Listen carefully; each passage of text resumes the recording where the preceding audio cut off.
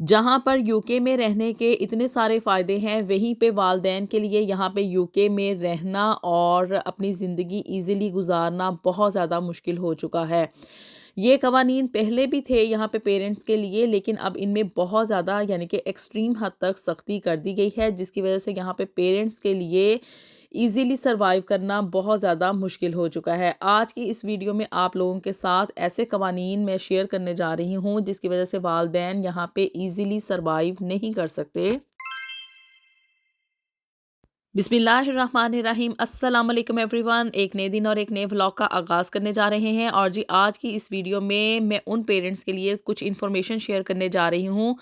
जो कि ये चाहते हैं कि वो एशियन कंट्री से माइग्रेशन करके यहाँ पे यूके में आएँ और आके रहना चाहते हैं। तो उनके लिए कुछ इन्फॉर्मेशन है, इसमें आगाही है कि यहाँ पे यूके में रहने वाले जो पेरेंट्स हैं ना, उनकी ज़िंदगी इतनी ज़्यादा ईज़ी नहीं है जितनी कि हम लोग वहाँ पे पाकिस्तान में रहते हुए सोचते हैं कि भाई हम लोग यूके में चले जाएँगे, वहाँ पे हमारे बच्चों की एक अच्छी एजुकेशन होगी, वो पढ़ लिख जाएँगे और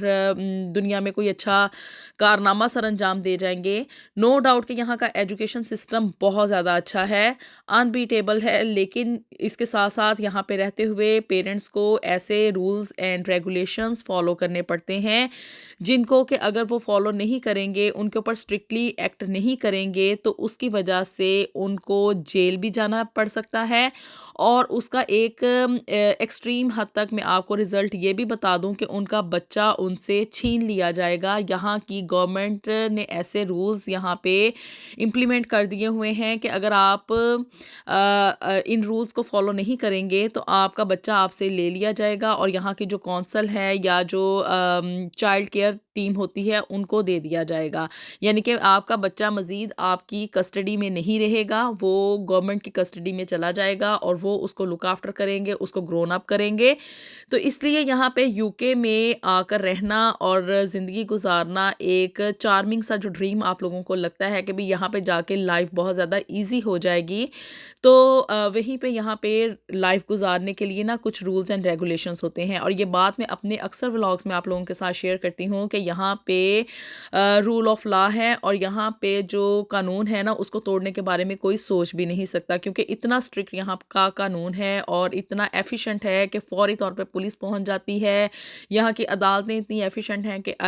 फ़ौरी तौर पे जो है ना वो फ़ैसले सुनाती हैं और किसी के भी लिए यहाँ पे कोई फ़ेवरिज़्म नहीं होती। आप लोग अगर समझें कि भी हम लोग कोई पैसे दे दिला के या कोई अपने सोर्सेज़ यूज़ करके अपने हक़ में फ़ैसला करवा लेंगे, तो यहाँ पे ऐसा कुछ नहीं होता है। जी, तो अब बात करते हैं उन रूल्स एंड रेगुलेशंस की, जिसकी वजह से क्या है कि यहाँ पे पेरेंट्स के लिए ना लाइफ अपनी गुजारना यानी कि अपने बच्चों को अपना कहना, अपना ही बनाना और अपने कल्चर के अकॉर्डिंग ग्रोन अप करना और अपनी तहज़ीब, अपना त्यौहार और अपनी सारी चीज़ें सिखाना एक कह लें कि आसान काम नहीं है, जुएशी लाने के मुतरादिफ होगा।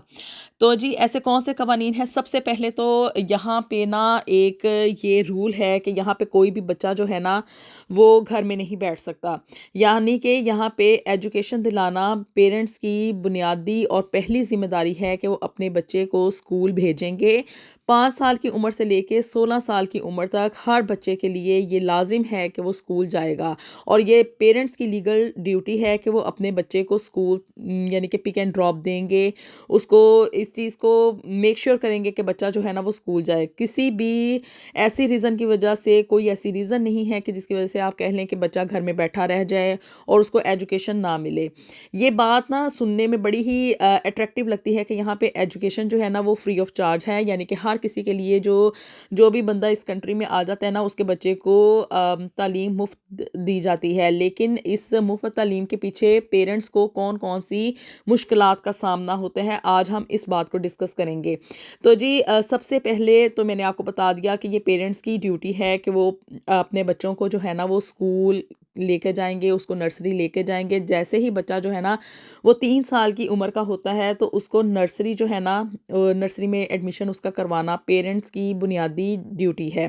यानी कि आप 3 साल का बच्चा देखें कितना छोटा सा होता है, उसने क्या समझना है। कहने को तो एक ईजी बात है कि भाई नर्सरी में जाके उसने बस खेल के आना है, जो पोइम्स वगैरह होती हैं वो उसको सिखाई जाती हैं। एक उसकी शुरू से ड्यूटी बना दी जाती है कि उसने 3 घंटे या 5 घंटे जो है ना वो नर्सरी में जाके स्पेंड करने हैं। फिर उसके बाद 4 साल की उम्र में उसका एडमिशन जो है वो रिसेप्शन में यानी कि स्कूल में जो इन्फेंट स्कूल होता है उसमें करवाना भी पेरेंट की ही जिम्मेदारी होती है। और उसके बाद एक ऐसा चक्कर शुरू होता है कि भी वो 16 साल की उम्र तक ख़त्म नहीं होगा। यानी कि यहाँ पे आप कह लें कि जो लिटरेसी रेट है ना वो 100% है, क्योंकि यहाँ पे पेरेंट्स की ये बुनियादी ड्यूटी है, उनके ऊपर ये कानूनी तौर पर जुर्म होता है अगर वो अपने बच्चे को तालीम नहीं दिलवाएंगे। क्योंकि यहाँ पे एजुकेशन अगर फ्री है तो ये एक ड्यूटी बना दी गई है पेरेंट्स की कि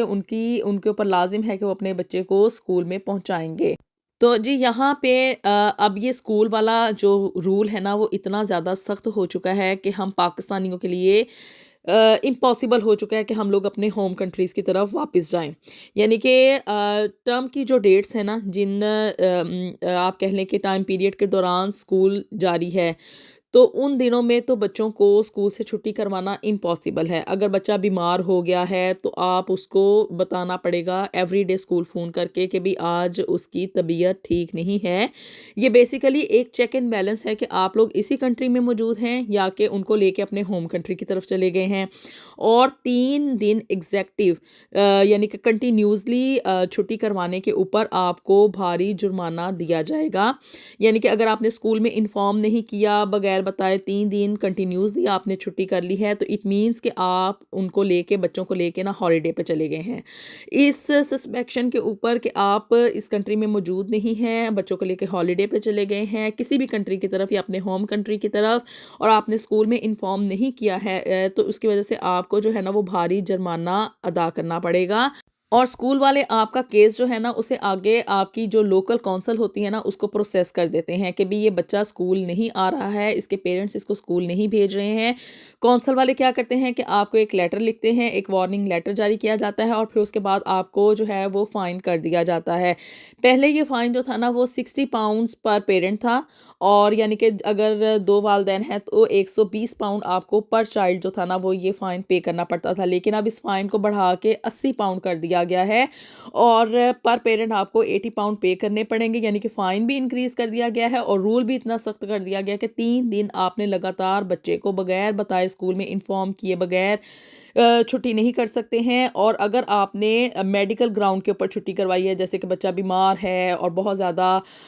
एंटीबायोटिक्स वगैरह ले रहा है, यानी कि आपको प्रेस्क्रिप्शन जो है ना वो जनरेट करके देनी पड़ेगी। ये बताना पड़ेगा कि आज डॉक्टर के साथ उसकी अपॉइंटमेंट है, आज हम लेके जा रहे हैं, ये हमारी अपॉइंटमेंट का टाइम है। अपॉइंटमेंट का कार्ड आपको जनरेट करके देना पड़ेगा। और यहाँ पे आप 2 नंबर कार्ड या अपॉइंटमेंट या कोई इस तरह की प्रेस्क्रिप्शन जो है वो क्रिएट नहीं कर सकते। तो इसलिए यहाँ पे जो है ना वो बच्चों का स्कूल से छुट्टी करना इम्पॉसिबल हो चुका है। और इसमें यानी कि आप कह लें एक बुरी बात ये भी है कि भी सिर्फ यहाँ पे टर्म के टाइम के दौरान आप बच्चे को ना मेडिकल ग्राउंड के ऊपर 2 छुट्टियाँ करवा सकते हैं। 2 से ज़्यादा छुट्टियाँ करना अलाउ नहीं है। बहुत ज़्यादा अगर क्रिटिकल सिचुएशन है, कोई ऐसी बात हो गई है कि बच्चा बिल्कुल ही नहीं स्कूल जा सकता, हॉस्पिटल में एडमिट है, तो उसके लिए भी आपको जो है ना वो स्कूल में इन्फॉर्म करना पड़ेगा। यानी कि उनके साथ आपको इन टच रहना पड़ेगा। और ये तो बिल्कुल इम्पॉसिबल हो चुका है कि भी आप लोग टर्म टाइम के दौरान जो है ना वो अपने बच्चों को लेके अपने होम कंट्री की तरफ चले जाएं, क्योंकि एयरपोर्ट पे ही आपको जो इमिग्रेशन होती है ना वो आपको बड़ी ही बुरी नज़रों से एक तो देखती है, और दूसरा आपसे स्ट्रिक्ट किस्म के क्वेश्चंस किए जाते हैं कि आपने ये एक लीगल जो है ना वो जुर्म किया है, कानून तोड़ा है आपने कि आप बच्चे को टर्म टाइम के दौरान लेके कंट्री से बाहर चले गए हैं, उसकी एजुकेशन का हर्ज हुआ है, और पेरेंट्स को इतना गिल्टी फील करवाया जाता है कि उन्होंने पता नहीं कौन सा जुर्म कर लिया है। फिर जी अगर आपको 3 दफ़ा कंटिन्यूसली जुर्माना होता है, यानी कि आप इस रूल को फॉलो नहीं कर रहे, एक तो आपको पैसों का जो है वो भी आपका खर्चा बढ़ रहा है, आपको फ़ाइन पे करने पड़ रहे हैं, और 3 दफ़ा अगर आपको कंटिन्यूसली फ़ाइन पे करने पड़े हैं वो आपको वार्निंग्स जारी करते हैं। और फिर तीसरी दफ़ा क्या होता है कि पेरेंट्स का जो नाम है ना उसको लिस्ट में डाल दिया जाता है कि ये इर्रिस्पॉन्सिबल पेरेंट्स हैं, और इनको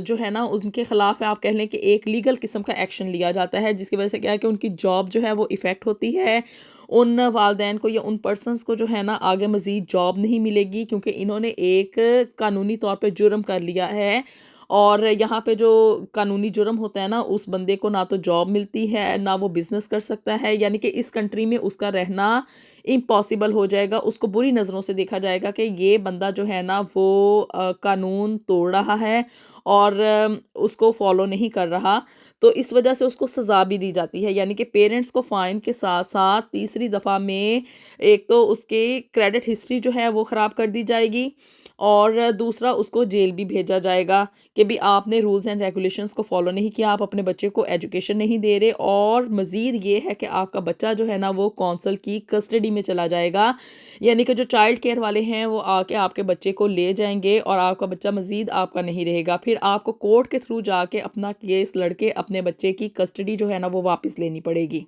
मीन्स कि इतना बुरा ये रूल कर दिया है स्कूल वाला कि आप लोगों के लिए, पेरेंट्स के लिए अपने बच्चों को स्कूल से छुट्टी करवाना इम्पॉसिबल हो चुका है। अब जी मज़ीद और बात कर लेते हैं कि और ऐसे कौन से रूल्स हैं कि जिसकी वज़ह से जो है वो आपका बच्चा आपसे लिया जा सकता है। ये तो एक ऐसी बात है ना, ये इस रूल में अब बहुत ज़्यादा सख्ती कर दी गई है ना, स्कूल वाले रूल में। इसके अलावा अगर आपने अपने बच्चे को कहीं मारा है, मतलब पाकिस्तान में, एशिया में हम लोगों की ये एक नॉर्मल सी हैबिट है कि भी बच्चा रो रहा है, बात नहीं मान रहा, या उससे कोई ज़िद है या कोई इस तरह की बात, मीन्स आप लोग समझते हैं ना एशियन कंट्रीज़ में रहने वाले। तो हम लोग पेरेंट्स जो हैं वो क्या करते थे कि वहाँ पे एक नॉर्मल रवाज है कि बच्चे के थप्पड़ मार दो खुद ही चुप हो जाएगा। यहाँ पे ऐसा कुछ नहीं हो सकता। आप अपने बच्चे के ऊपर हाथ नहीं उठा सकते हैं, अगरचे कि वो आपका ही है, लेकिन आप उसके ऊपर इतना क्रोध नहीं रख सकते कि आप उसको हाथ उठाएं, उसको मारें या उसको डांटें या कोई इस तरह का काम, इस तरह का कोई सिनेरियो नहीं है कि बच्चे के ऊपर ना कोई भी उसको पनिशमेंट दी जाए। जो भी बात करनी है उसको नॉर्मली जो है ना इंसानों की तरह बैठ के डिस्कशन करें और उसको वर्ड्स के साथ उस चीज़ का सलूशन निकालें, ना कि बच्चे के ऊपर कोई तशद्दुद करें। तशद्दुद तो पेरेंट्स वैसे भी नहीं करते क्योंकि उनका अपना बच्चा होता है, लेकिन ये है कि थप्पड़ तक मारने की इजाज़त नहीं है। अगर इस तरह का किसी पेरेंट ने बाहर लोकल पब्लिक प्लेस में इस तरह का कोई काम कर लिया ना, शॉपिंग सेंटर में या स्कूल आते जाते हुए या कोई ऐसी जगह जहाँ पे कि लोग उसको देख रहे हैं, और माँ ने अगर हल्का सा भी थप्पड़ मार दिया ना, तो लोग इस तरह से बुरी नज़रों से देखते हैं। और इवन यहाँ तक कि अगर किसी को बहुत ज़्यादा बुरा लग जाए ना, तो वो पुलिस में इन्फॉर्म कर देता है कि भाई यहाँ पे इस पार्क में, इस शॉपिंग सेंटर में या इस जगह पे जो है ना वो इस पेरेंट ने अपने बच्चे के ऊपर हाथ उठाया, उसको यानी कि इस तरह से पेश किया जाता है कि इसने तशद्दुद किया अपने बच्चे के ऊपर ना, जिसकी वजह से क्या है कि उसके ऊपर एक लीगल एक्शन लिया जाता है। तो जी ये हो गई एक दूसरी बात। और वैसे भी मैं इस हक में खुद भी नहीं हूँ कि भी बच्चों के ऊपर उनको मारा पीटा जाए, मतलब नहीं अच्छा लगता है। लेकिन ये है कि पाकिस्तान में, एशिया में, इंडिया में हम लोगों की एक आदत है और उस आदत को हम लोग किसी ना किसी हद तक कहीं ना कहीं पूरा करते हैं। लेकिन अब ट्रेंड काफ़ी हद तक चेंज हो चुका है। तो यहाँ पे इन कंट्रीज़ में आने के बाद आप लोगों ने इस बात को मद्देनज़र रखना है कि किसी भी पब्लिक प्लेस के ऊपर आप अपने बच्चे के साथ जो है ना वो सिर्फ बात ही करें और हाथों का इस्तेमाल जो है ना उसको कम करें।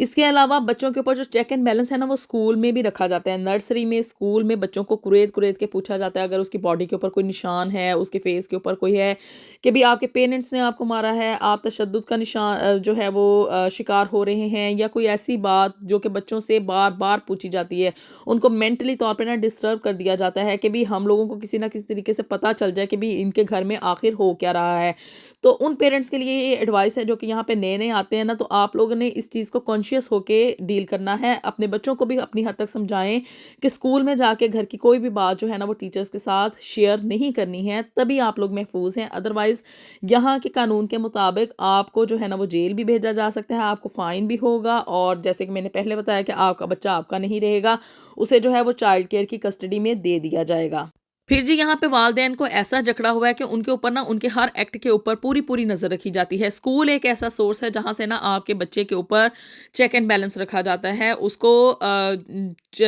टेस्ट किया जाता है कि भी इसकी प्रॉपर लुक आफ्टर घर में हो रही है या कि नहीं हो रही। बातों-बातों में टीचर पूछेगी आप खाना क्या खा रहे हैं? आप लोगों की उनकी ड्रेसिंग चेक की जाती है कि प्रॉपर बच्चा जो है वो ड्रेसअप होके स्कूल आ रहा है। सर्दियों के हिसाब से उसको कोट दिया जा रहा है, उसको हैट दिए जा रहे हैं, ग्लव्स दिए जा रहे हैं, उसके पास बैग कैसा है, उसके पास जो लंच लेकर आ रहा है वो किस तरह का है। तो जी इन सारी बातों के ज़रिए यानी कि टीचर्स को एक ऐसा सोर्स बनाया गया है, स्कूल को एक ऐसा सोर्स बनाया गया है जिसकी वज़ह से क्या है कि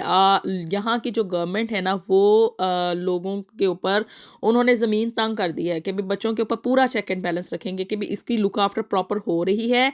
या कि नहीं हो रही है, इसको खाने के लिए प्रॉपर खाना मिल रहा है, इसको पहनने के लिए प्रॉपर कपड़े मिल रहे हैं या कि नहीं मिल रहे हैं। तो इन चीज़ों का ना आपने यहाँ पे आके मुहतात होके पूरी जो है ना ज़िम्मेदारी के साथ स्कूल भेजते हुए अपने बच्चों को उनकी ड्रेसिंग प्रॉपर करनी है, उनको शूज़, कोट और हैट और जो भी वेदर के हिसाब से उनकी ड्रेसिंग है ना वो प्रॉपरली करके भेजनी है ताकि किसी को भी कहीं से भी इस चीज़ का शक ना हो कि भी बच्चा जो है ना वो घर में इग्नोरेंस का शिकार है, उसको प्रॉपर लुक आफ्टर नहीं किया जा रहा या उसके ऊपर तशद्दुद किया जा रहा है। फिर जी एक और बात है कि भी बच्चे को जो है ना वो स्कूल प्रॉपरली यानी कि टाइम के ऊपर आपने पिक एंड ड्रॉप देनी है। ये भी पेरेंट्स की ज़िम्मेदारी है कि आपने उनको स्कूल से लेट नहीं होने देना। लेट होने पे आपको देखते हैं जी 1 दिन बच्चा लेट हो गया, 2 दिन हो गया, 3 दिन हो गया। आपको 3 दिन उनके लिए ना मैक्सिमम हद तक है और फिर तीसरे दिन जो है ना आपको मीटिंग में बुला लिया जाता है और अगर आप मतलब इस चीज़ को मेक श्योर नहीं करते कि वो स्कूल प्रॉपर टाइम पे जाए और उसका पिकअप भी टाइम पे हो यानी कि जब होम टाइम है तो जब छुट्टी हो गई है ना तो 10 मिनट आपको दिए जाते हैं पेरेंट्स को कभी उसको आके आपने कलेक्ट कर लेना है और अगर आप 10 मिनट के अंदर अंदर अपना बच्चा जो है ना वो टाइम पे नहीं लेते मीन्स के वो लेट हो गया आपको जाके ऑफिस से उसको पिक करना पड़ा है तो भाई 3 दिन तक आपको देखेंगे उसके बाद वार्निंग दी जाती है कि भाई आपको अब फाइन किया जाएगा और अगर फाइन से भी पेरेंट्स जो हैं वो बच्चे को टाइम पे पिक नहीं करते तो फिर आगे काउंसिल में उसकी शिकायत कर दी जाती है यानी कि पेरेंट्स के लिए इतने ज़्यादा रूल्स एंड रेगुलेशंस बना दिए गए हैं कि वो अपना बच्चा ही उनका अपना नहीं रहा है वो ऐसे हो गया कि जैसे यहाँ पे बंदे ने ना अपने बच्चे को ग्रोन अप करने के लिए कोई एक खास किस्म की ना ड्यूटी ले ली है वो इनका मुलाजम बन गया है या इसको क्या नाम दिया जाए मुझे खुद भी नहीं पता कि भाई मैं इस सारी सिचुएशन को क्या एक सिनेरियो दूं क्या इसको नाम दूं कि आपका अपना बच्चा है पेरेंट्स को अपने बच्चों से प्यार होता है और दीन इस्लाम में भी है कि आप अल्लाह की रज़ा के लिए अपने बच्चे को जो है ना वो ग्रोन अप करते हैं उसकी परवरिश करते हैं उसकी तरबियत करते हैं लेकिन यहाँ पे ऐसे रूल्स एंड रेगुलेशंस बना दिए गए हैं जिसकी वजह से क्या है कि पेरेंट्स के लिए यहाँ पे ज़मीन बहुत ज़्यादा तंग हो चुकी है जीना महाल हो चुका है कोई ऐसा सिनेरियो नहीं है कि भी अब बंदे को कोई इमरजेंसी हो सकती है कोई उसके पीछे यानी कि उसके होम कंट्री में उसके पेरेंट्स को कोई प्रॉब्लम हो सकती है जिसकी वजह से क्या है कि उसको जो है वो अपने होम कंट्री की तरफ जाना पड़ता है ऐसा कोई सिनेरियो बाकी ही नहीं बचा है कोई एक्सक्यूज़ नहीं बचा है कि आप जिसकी वजह से क्या है कि अपने बच्चों को लेके अपने घर वापस जा सकें टर्म टाइम के दौरान छुट्टियों में जो है ना वो सिर्फ अलाउ है कि भी आप लोग जा सकते हैं और यहाँ पे छुट्टियाँ भी जो है ना वो बराए नाम ही होती हैं ये कह लें कि भी हर 6 हफ्ते के बाद जो है ना वो 1 हफ्ते की छुट्टियां दी जाती हैं अब 1 हफ्ते के लिए बंदा इतने सारे पैसे लगा के किस तरह से जा सकता है और वापस आ सकता है फिर उसके बाद समर हॉलीडेज़ जो हैं वो भी सिर्फ 5 वीक्स की कर दी गई हैं और जो विंटर हॉलीडेज़ हैं वो वैसे ही 3 वीक्स की होती हैं बहुत ज़्यादा शॉर्ट टाइम पीरियड है और इस शॉर्ट टाइम पीरियड में हम ओवरसीज़ के लिए यहाँ पे रहते हुए अपने बच्चों को अपना ही कहना और उनको ग्रोन अप करना उनकी परवरिश करना बहुत ज़्यादा मुश्किल हो चुका है तो ये सारी बातें जो है ना सुहाने ख्वाब वहीं पे पाकिस्तान में बैठे हुए अच्छे लगते हैं कि यहाँ पे तालीम मुफ्त है यहाँ पे बच्चों को जो है वो एजुकेशन उनकी फ्री है या बहुत अच्छी एजुकेशन मिल रही है नो डाउट एजुकेशन अच्छी है लेकिन उसको दिलवाने के लिए पेरेंट्स को कौन कौन से पापड़ बेलने पड़ते हैं ना ये सिर्फ उन्हीं को पता है आप लोगों की इस बारे में क्या राय है कि भी जो लोग वहाँ से इमिग्रेशन करके सिर्फ और सिर्फ इस वजह से आते हैं कि हम लोग यहाँ पे जाके अपने बच्चों को अच्छी तालीम दिलवाएं उनको यहाँ पे आना चाहिए या कि नहीं आना चाहिए क्योंकि यहाँ पे रूल्स जो है ना वो बहुत ज़्यादा अब स्ट्रिक्ट हो चुके हैं अपनी राय से आप लोगों ने मुझे ज़रूर आगाह करना है वीडियो पसंद आई हो तो इसको लाजमी लाइक कर दें शेयर कर दें और जी चैनल को भी जल्दी से सब्सक्राइब कर दें मिलेंगे आपसे नेक्स्ट वीडियो में भी something new and something very interesting until then अल्लाह हाफिज़